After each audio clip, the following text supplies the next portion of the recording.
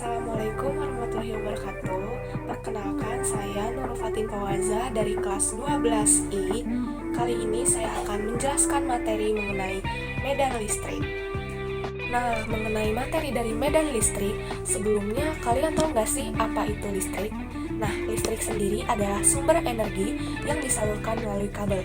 Listrik merupakan salah satu fenomena fisika yang berhubungan dengan kehadiran dan aliran muatan listrik yang menimbulkan berbagai macam efek, bahkan sering kita jumpai dalam kehidupan sehari-hari loh. Untuk mendapatkan energi yang biasanya kita butuhkan seperti makanan, contohnya itu nasi. Nah, nasi itu dimasak menggunakan Magicom. Nah, Magicom sendiri agar bisa digunakan untuk memasak nasi, itu saja membutuhkan energi listrik. Nah, selain memasak nasi, contoh yang lainnya yaitu ada oven. Oven yang kita gunakan untuk membuat kue, tentu saja dalam hal proses kerjanya, oven juga menggunakan listrik. Selain untuk membuat makanan, listrik juga sering kita jumpai lah, bahkan listrik erat kaitannya dengan cahaya. Seperti yang kita gunakan untuk alat penerangan, listrik yang biasa kita gunakan salah satunya itu untuk belajar saat malam hari yang gelap. Penerangan itu berasal dari lampu yang tentu saja lampu sendiri membutuhkan energi listrik. Nah, setelah kita tahu apa itu pengertian dari listrik serta manfaat dari listrik itu ada apa aja ya. Nah, selanjutnya kita akan bahas ke materi yang utama nih, materi intinya, yaitu materi mengenai medan listrik. Nah, medan listrik adalah suatu daerah atau ruang di sekitar muatan listrik yang masih dipengaruhi oleh gaya listrik. Listrik terbagi menjadi dua buah muatan. Yang pertama itu muatan positif atau proton, dan yang kedua itu muatan negatif atau elektron. Nah, dua buah muatan ini masing-masing memiliki sifat dan arah yang berbeda-beda. Yang pertama, ketika dua buah muatan yang satu jenis, misalnya positif dengan positif yang didekatkan, itu akan terjadi gaya tolak-menolak. Nah, sedangkan dua buah muatan yang berbeda jenis, misalnya positif dengan negatif atau negatif dengan positif yang didekatkan, itu akan menimbulkan gaya tarik-menarik. Intinya, dua buah muatan yang sejenis ketika saling didekatkan akan tolak-menolak. Namun, bila dua buah muatan berbeda jenis atau tidak sejenis, itu akan tarik-menarik. Seperti yang terdapat pada gambar, nah, simbol N ini merupakan muatan positif dan simbol S ini merupakan muatan negatif. Nah, di sini dari muatan positif, ia mengalir terus dari atas sampai ke si simbol S ini yang muatan negatifnya. Nah, dari S dia nanti akan berlanjut ke bawah mutar. Nah, dia itu juga dari negatif ke positif. Nah, jadi di sini terdapat dua buah muatan yang berbeda jenis namun saling tarik-menarik. Dengan ditandai apa? Dengan ditandai tanda yang memutar atau saling mendekat. Dia mengalir arus listriknya.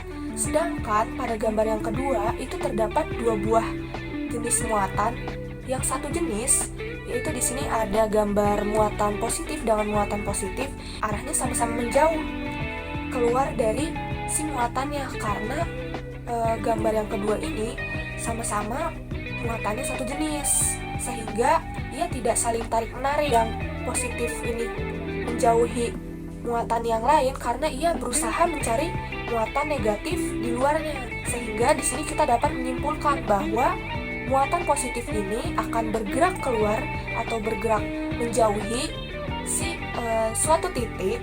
Akan tetapi pada muatan negatif itu arahnya mendekat atau arahnya itu masuk, karena dari positif yang keluar akan mengalir ke negatif yang ke dalam, seperti itu. Selanjutnya nih, ada hubungan kuat medan listrik dengan gaya kolom. E sama dengan F per Q. Nah, untuk E sendiri itu merupakan kuat medan listrik dengan satuan Newton per kolom.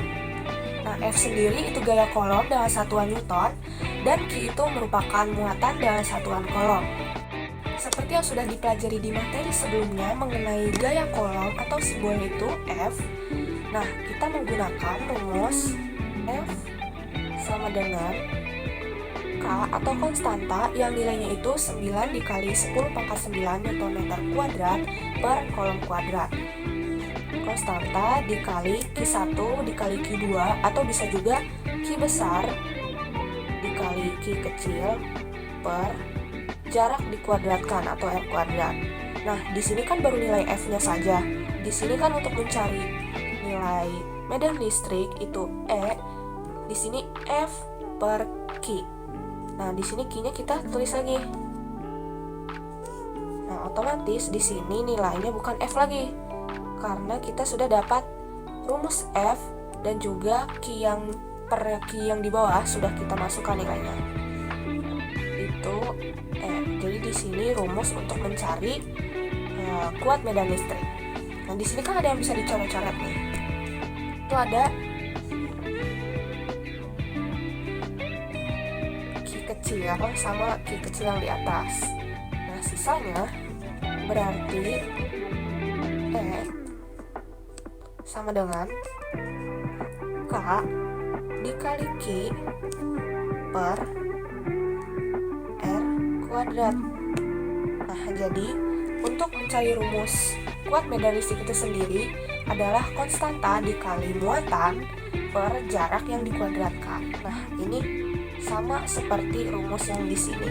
Jadi, benar ya bahwa kuat medan listrik itu senilai atau berbanding lurus dengan gaya kolom, tetapi berbanding terbalik dengan muatannya. Oke, next. Oke, selanjutnya ada intensitas medan listrik. Nah, karena medan listrik, medan itu kan bisa disebut sebagai area atau kawasan atau tempat, ruang dan sebagainya. Nah, di dalam ruang itu kan pasti ada sebuah titik ya. Kita anggap saja ada sebuah titik. Nah, di mana titik ini tuh merupakan muatan uji, di mana muatan uji ini tuh selalu bernilai positif. Nah, di sini seperti yang sudah saya jelaskan di slide sebelumnya, bahwa ketika muatan itu positif, maka akan menjauhi si titik itu. Sedangkan ketika muatannya itu negatif, akan mendekati. Nah, di sini dibuktikan lagi bahwa medan listrik yang dihasilkan oleh muatan sumber didefinisikan sebagai hasil bagi antara gaya kolom yang bekerja pada muatan uji dengan besar muatan uji. Dalam medan listrik sendiri itu terdapat dua resultan. Yang pertama ada resultan medan listrik yang segaris, dan yang kedua ada resultan medan listrik yang tak segaris. Nah, untuk menentukan resultan medan listrik yang segaris yaitu gampang ya, karena segaris itu kan sejajar ya. Jadi tuh cuman muatan misalnya muatannya cuma ada dua, ya muatan positif misalnya dengan muatan negatif, atau muatan positif dan muatan positif. Misalnya lagi ada 3 muatan, ya berarti ada muatan 1, muatan 2, dan muatan ketiga. Tapi itu dalam bentuk yang sama-sama segaris gitu.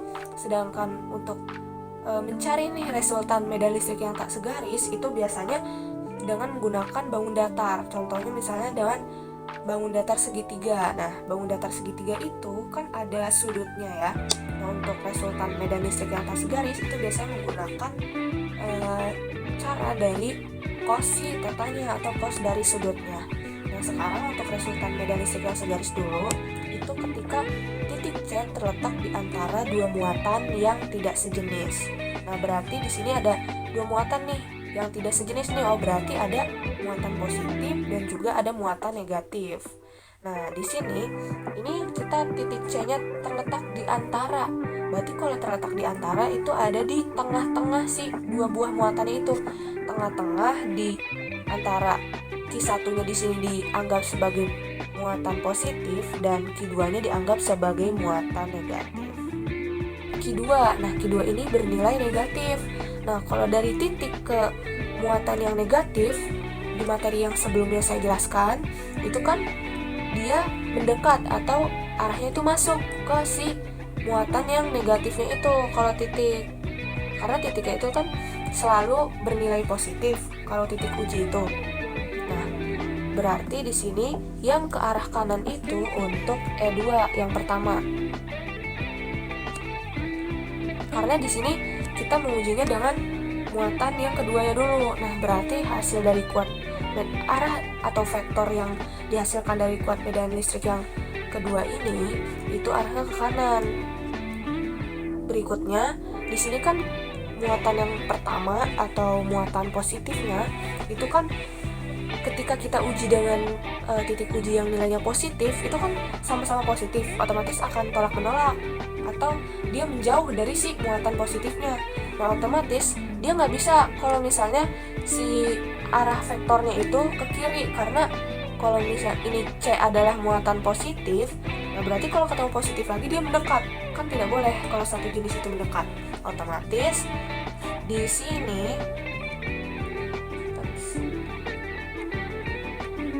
untuk vektor dari E1 itu juga sama-sama ke arah kanan.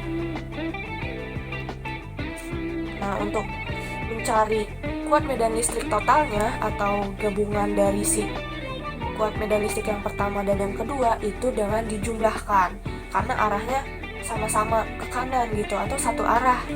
Nah, untuk kasus yang selanjutnya nih, titik C terletak di antara, berarti titik C ini masih berada di tengah-tengah dua muatan, namun di sini muatannya sejenis nih, berarti bisa aja muatannya itu negatif dengan negatif, namun di contoh soal ini yang saya berikan adalah muatannya positif dengan positif. Nah, gimana menentukan vektor atau arahnya nih dari si kuat medan listriknya bagaimana? Nah, untuk titik C itu kan sebagai titik uji atau muatan ujinya. Titik C ini, titik itu selalu bernilai positif. Pertama dari muatan yang ke satu dulu nih, muatan satu itu positif. Nah, di sini titik ujinya juga positif. Berarti arahnya itu ke kanan untuk E1. Jadi ini kan muatan satu, ini kuat medannya si arahnya satu. Nah, kenapa arahnya berlawanan? Ya karena si titik ujinya sendiri aja udah positif dan muatan yang adanya juga positif. Jadi berlawanan, tidak saling tarik menarik. Begitu pula dengan muatan yang keduanya. Muatan kedua ini jika didekatkan dengan si titik uji yang positif ini, itu juga akan saling tolak menolak atau arahnya berlawanan karena dia satu jenis, muatannya sama-sama positif. Maka di sini kan muatan 2 Q2, nah berarti di sini ke kiri untuk E2-nya. Karena ini sama-sama 2, ini juga 2. Gampangnya gitu ya. Sama-sama 2. Nah, oh, udah bener nih. Q2-nya di sini di kanan, sedangkan arah vektornya itu ke kiri. Berarti positif dan positif itu berlawanan. Maka di sini penyelesaian untuk kuat medan listrik totalnya yaitu tadi kan sudah disepakati ya bahwa arah yang ke kanan itu bernilai positif dan arah yang ke kiri bernilai negatif. Maka di sini E1-nya positif, E1 itu positif, terus E2-nya itu negatif, berarti E1 dikurang E2. Nah, untuk masukkan rumusnya itu tinggal diganti si muatannya jadi muatan pertama untuk E1 dan jaraknya juga jarak 1 yang jangan lupa harus dikuadratkan juga, dikurang Q2 atau muatan 2 ini K dikali Q2 per R2 dikuadratkan.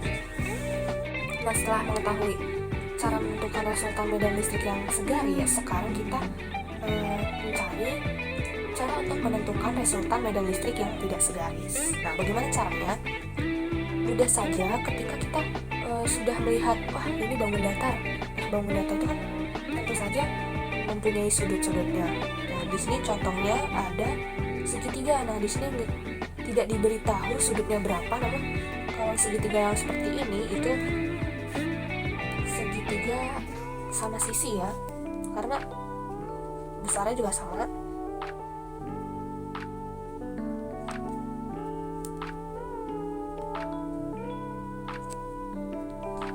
Nah, untuk jumlah sudut segitiga itu totalnya 180 derajat. Maka di sini bila segitiga yang merupakan segitiga sama sisi, nah berarti kan segitiga sama sisi itu mempunyai 3 sisi. Nah, berarti tinggal 180 dibagi 3 itu 60 derajat.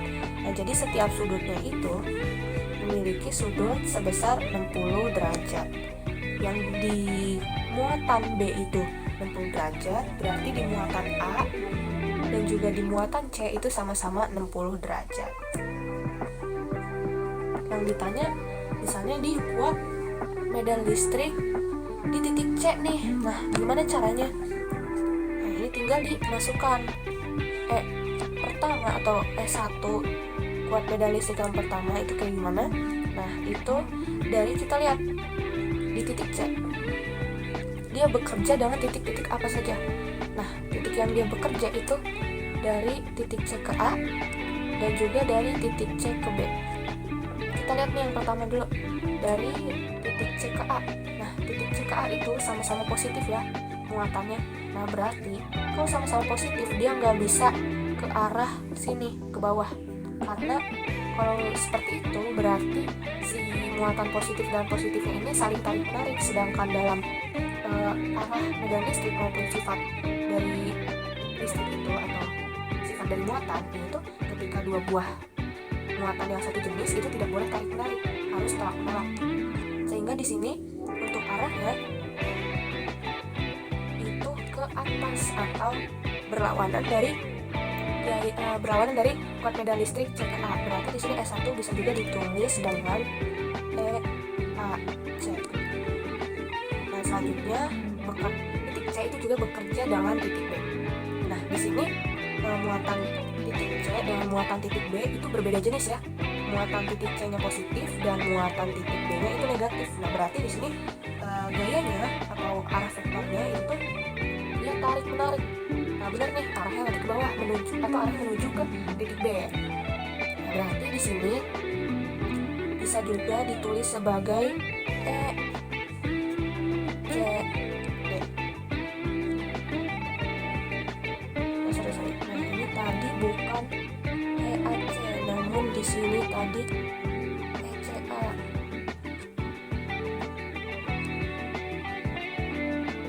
Nah, berarti di sini E1 kuadrat bisa juga ditulis dari hasil ECA kuadrat ditambah E2 kuadratnya itu adalah si ECB kuadrat. Nah, begitu pula dengan 2 dikali ECA dikali dengan ECB cos. Nah, di sini cos alfa atau cos theta ya. Nah, di sini alfanya berapa atau tetanya berapa? Nah, cara menentukan sudutnya itu bukan dari langsung ya ini segitiga sama sisi nih. Nah, sudut yang di sini 60. Nah, bukan sudut yang di dalam bangun datar ya, tapi justru di luar atau dari sudut yang sudah ditentukan arah-arah vektornya. Nah, tadi kan arah vektornya ada di sini, di atas gitu kan, di sini ECA-nya, dan ke bawah itu ada ECB. Nah, berarti kan ada sudut yang di sini, sudut yang dibentuknya nih. Nah, di sini ada si EC-nya atau si kuat medan totalnya gitu. Nah, maka sudut yang dicari itu bukan si 60 derajatnya, melainkan dari ini kan di sini terdapat garis tengah lingkaran ya kalau dijumlahkan, yang si 60 derajat ini sama si sudut yang ditanyakan atau sudut alfanya. Nah, dari garis ini membentuk setengah lingkaran itu kan 180 derajat. Nah, berarti 180 derajatnya ini dikurang sudut yang sudah diketahui untuk mencari si sudut tetanya atau sudut alfanya. Nah, maka di sini hasil sudutnya itu 120 derajat. Otomatis di sini berarti cos dari 120 derajat. Seperti itu. Muatan listrik dengan muatan 0,2 mikrocoulomb. Berarti di sini kan positif nih.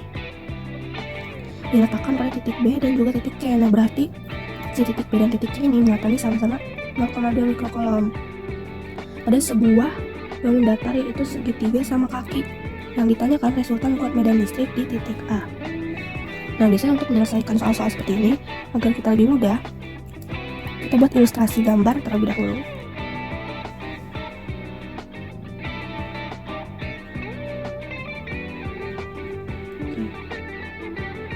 Kita anggap ini bangun segitiga sama kaki. Biasanya pada bangun segitiga sama kaki itu, sudut dari sisi yang samanya, yang sama besarnya, itu tuh sudut 90 derajat di sini, sudut siku-siku. Nah, ini di sini diketahui pada titik B dan C. Nah, berarti titik B sama C-nya ini yang sisi-sisinya itu sama. Nah, berarti dia ada di sini B dan C dengan muatan 0,2 mikrocoulomb. Nah, berarti di sini kan C-nya itu positif. 0,2 mikrokolom itu sama aja kayak 0,2 kali 10 pangkat min 6 kolom. Nah, begitu pula dengan si titik B nya, dia juga positif, itu muatannya juga 0,2 kali 10 pangkat min 6 kolom. Berarti sisanya tinggal titik yang ditanyakan, yaitu titik A nya. Nah, titik A nya berarti dia berada di sini. Nah, karena yang ditanyakan si titik A ini berarti dia sebagai titik dari muatan ujinya. Nah, titik pada muatan uji itu biasanya selalu positif. Nah, berarti si A juga bermuatan positif. Maka kita tentukan arah-arah muatan yang bekerjanya dulu. Nah, si titik A itu bekerja pada titik apa saja? Itu pada titik B dan juga pada titik C. Ini titik C. Nah, berarti untuk arah muatannya itu ketika ia bekerja dengan titik B, dia akan ke atas karena tolak menolak, tidak mungkin ke arah bawah sini. Karena positif bertemu dengan positif, berarti ini untuk AB. Selanjutnya titik yang bekerja pada titik C pula, dia kan sama-sama positif, ini juga positif, berarti sama dia juga tolak menolak, dia juga ke atas arahnya. Ini untuk C. Nah, lalu totalnya berapa nih? Atau medan dari resultan medan listrik yang bekerjanya? Totalnya sama dengan berapa? Nah, berarti sudut yang kita cari itu sudut yang bekerja pada si resultan di sini, bukan sudut yang ini. Kalau sudut yang ini kan 90 derajat. Nah, kita tentuin sudut yang di sini nih. Nah, biasanya pada rumus segitiga sama kaki itu kan berarti dia ada sudut 45, ini 45 sama kaki gitu. Berarti ada dua sisinya yang sudutnya sama. Ini 45, di atas juga 45. Terus yang di bawah yang ini 90, berarti 45 sama 45 yang ini 90 ditambah 90 yang ini siku-siku 180. Nah, ketika di sini ada sisinya itu A dan di sini juga ada sisi A, maka sisi miringnya itu A akar 2. Nah, di sini sudah siku-sikunya mana? Di sini yang si A-nya, A besar. Nah, berarti untuk resultan ya, dia kan ke sini nih. Berarti sama aja kita tarik ke sini.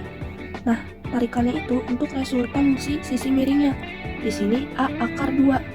Nah, otomatis karena di sini A akar 2, maka untuk total atau resultan totalnya itu akar 2. Nah, kita masuk ke rumus. Karena kita di sini mengganti jadi karena kita di sini mengganti A jadi kita tentukan dulu untuk mencari si biasanya dulu si kuat medan listriknya. Sama dengan K konstanta kali Q per R kuadrat. Konstantanya itu kan nilainya selalu tetap, yaitu 9 dikali 10 pangkat 9 dikali muatannya tadi 0,2 mikrokolom, berarti 0,2 dikali 10 pangkat min 6 kolom per. Nah, jaraknya berapa nih? Jaraknya tinggalan soalnya itu 30 cm. Kita masukkan lagi ke dalam rumus. Jaraknya itu 30 cm ke meter itu kan 10 pangkat min 2. Jangan lupa kita kuadratkan lagi. Nah, ini kan 9 kali 10 pangkat 9 dikali 0,2 kali 10 pangkat min 6, itu kan sama aja kayak 2 kali 10 pangkat min 7 per 30 dikuadratkan itu kan 900 dikali 10 yang dipangkatkan itu berarti kan dikali min 2 kali 2, itu berarti 10 pangkat min 4. Nah, ini bisa kita coret sama ini. Berarti di sini sisa 10 pangkat min 2. 9 ini bisa kita coret Nah ini 9 kali 10 pangkat min 7 itu kan 10 pangkat 2. Nah sisanya sisa 2 ini sama dengan di 2 aja. Jadi sama dengan 2 dikali 10 pangkat 2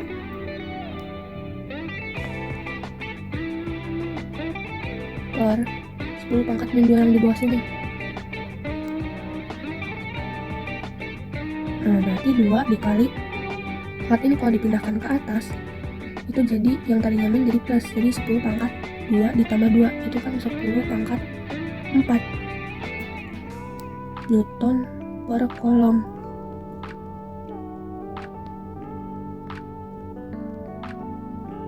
Nah ini kan baru si mencari nilai E nya, sedangkan untuk resultannya tadi karena resultannya itu sisi miringnya itu akar 2 berarti E akar 2. Nah, berarti di sini tadi baru dapat hasil nilai E nya, berarti tinggal E akar 2 kita akarkan. Untuk resultannya E total sama dengan E akar 2 sama dengan,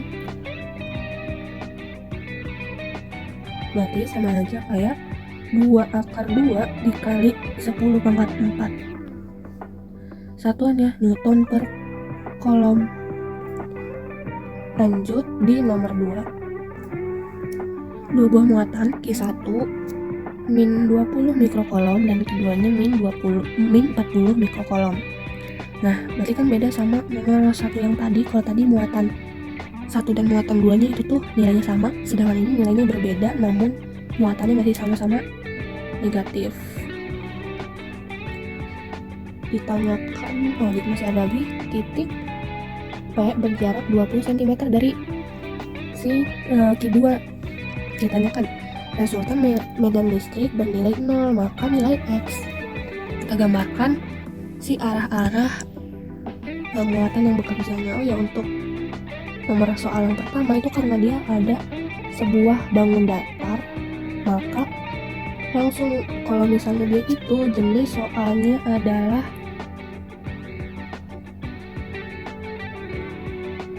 resultan tidak segaris.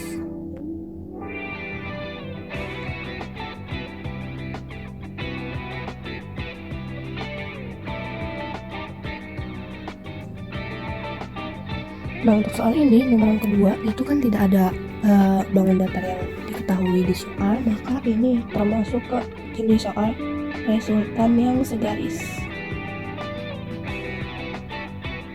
Langsung aja kita ilustrasikan lagi dengan gambar. Nah sini kita buat muatan-muatannya. Ini tadi kan untuk Q1 dia negatif, ini Q1 ini ada titik di tengah-tengah, sini juga negatif untuk yang Q2. Titik P berjarak 20 cm dari si Q2, berarti di sini titik P. Titik P nya di atas, di tengah-tengah ini berjarak 20 cm dari Q2 yang ini.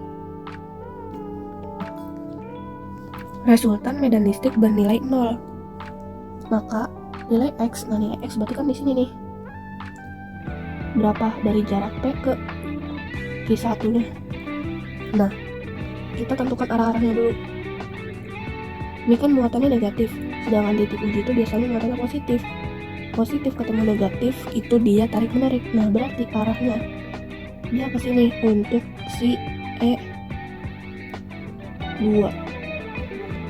Nah, untuk si Q1 juga sama, karena dia positif ketemu negatif, berarti di sininya E1. Nah, arah-arahnya ini kan saling yang ini mendekati ke muatan kedua, ini juga mendekati ke muatan 1. Nah, berarti kan di sini berbeda nih, ada ke kanan, ada yang ke kiri. Nah, di sini kita buat permisalan atau kesepakatan. Ketika ia ke arah kanan, berarti dia positif, arah ke kiri negatif. Nah maka di sini untuk E totalnya, resultannya atau E total itu karena positifnya E2, dan yang negatif itu E1 berarti E2 dikurang E1. Nah, namun di sini resultannya bernilai 0 sama dengan E2 min E1. Otomatis ini min pindah ruas jadi E1 sama dengan E2. Nah, rumus ini berlaku ketika si resultannya diketahui bernilai 0. Maka E1 langsung sama dengan E2. Berarti karena di sini perbandingan, langsung aja kita ke jawabannya. E1 sama dengan E2, kita tulis di sini. E1 sama dengan E2. Masukkan ke rumus ya. K dikali Q1 per R kuadrat R1 kuadrat sama dengan K dikali Q2 per R2 kuadrat. Nah, kalau konstanta nilainya tetap dan karena perbandingan berarti di ruas kiri dan kanan sama-sama bisa dicoret. Nah, tinggal sisa Q dengan jaraknya. Q1 tadi bernilai 20 mikrokolom. Nah, minus ini hanya untuk menentukan vektor atau arahnya ya, jadi nggak terlalu berpengaruh dalam perhitungan. 20 mikrokolom. Untuk Q1 berarti 20 dikali 10 pangkat min 6 kolom. Atau sebenarnya tanpa dijadikan ke kolom juga bisa, karena sih perbandingan, cuman biar sesuai 20 kali 10 pangkat min 6. Nah, Q2 nya itu tadi 40 kali 10 pangkat min 6. Ini kan juga sama, bisa dicoret-coret. Ini nanti dulu deh. Per jaraknya berapa? Jarak yang Q2 itu 20 cm. 20 cm berarti di sini 20 dikali 10 pangkat min 2 ke meter itu. Jangan lupa dikuadratkan. Untuk Q1 nya masih ditanyakan sebagai si X nya nih berapa. X jangan lupa dikuadratkan juga. Nah, ini ada yang bisa dicoret-coret lagi. Ini 1, ini 2. Jadi sini 1 per X kuadrat sama dengan 2 per 20 pangkat 2. 400 kali 10 pangkat min 4. Kali silang 400 kali 10 pangkat min 4 sama dengan 2x kuadrat. X kuadratnya berarti tinggal 400 di 10 pangkat min 4 kali 10 pangkat min 4 per 2. 200 dikali 10 pangkat min 4 itu kan 2 kali 10 pangkat min 2 sama dengan x kuadrat. X nya akar dari 2 kali 10 pangkat min 2, akar dari 0,02, hasilnya 0,14. Karena tadi sudah disesuaikan dari 20 cm jadi 20 kali 10 pangkat min 2, maka di sini hasilnya 0,14 meter. Nah, dan sebelum itu di soal 20 cm, otomatis jarak yang di sini si X nya juga kita jadikan ke dalam cm. Meter jadikan cm dikali 100 berarti 14 cm. Maka si X nya ini 14 cm. Oke.